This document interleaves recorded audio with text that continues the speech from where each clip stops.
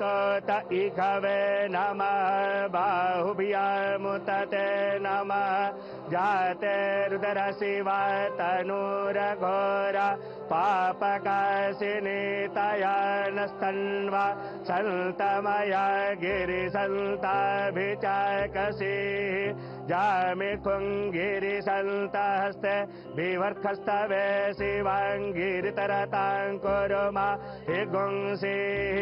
गंगा, यमुना और अदृश्य सरस्वती की त्रिवेणी से गूंजा ये शंखनाद लंबे समय तक याद किया जाएगा। नमस्कार, आप देख रहे हैं श्रेष्ठ भारत और आपके साथ मैं हूं मुक्ता सिंह। प्रयागराज महाकुंभ 2025 में प्रधानमंत्री नरेंद्र मोदी ने आस्था की पावन डुबकी लगाई तो पूरा संगम वैदिक मंत्रोच्चार से गूंज उठा।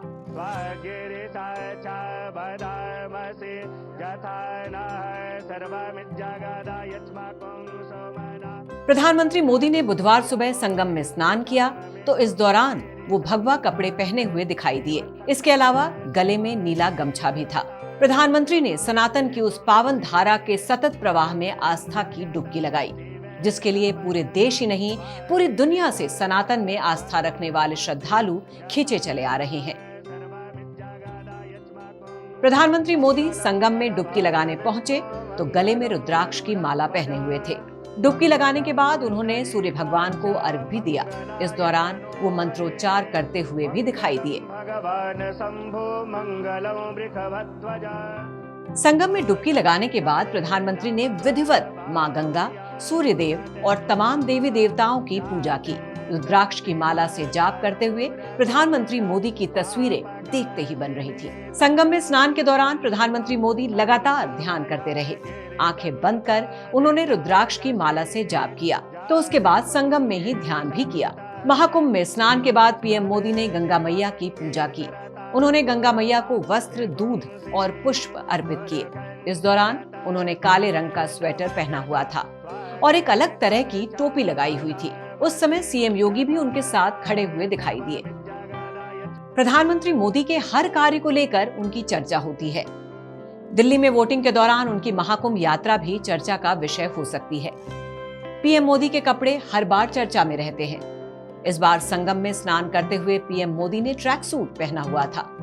वो नीले रंग का पैंट और लाल रंग का स्वेटर पहने हुए थे।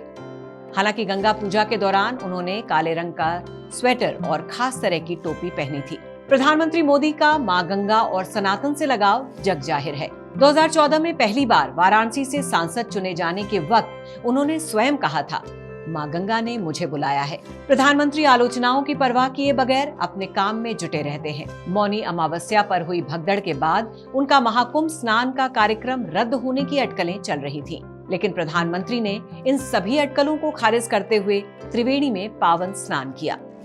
संगम में स्नान से पहले प्रधानमंत्री मोदी ने सीएम योगी के साथ नौका विहार भी किया था और इस दौरान दोनों नेताओं के बीच बातचीत भी होती रही। प्रयागराज महाकुंभ में पावन स्नान और भारत भूमि के बारे में कहा जाता है, गायन्ति देवा किल गीतकानि धन्यास्तुते भारत भूमि भागे स्वर्गा परगास्पद मार्ग भूते भवन्ति भूया पुरुषा सुरत्वात्, जिसका अर्थ है स्वर्ग में भी देवगण निरंतर यही गान करते हैं कि जिसने भारतवर्ष में जन्म लिया है वो पुरुष हम देवताओं की अपेक्षा भी अधिक सौभाग्यशाली है। प्रयागराज महाकुंभ में भारत की सत्य सनातन संस्कृति का विजय गान हो रहा है। राष्ट्र मंगल की कामना के साथ पहुंचे प्रधानमंत्री मोदी के संगम स्नान की तस्वीरें लंबे समय तक याद की जाएंगी।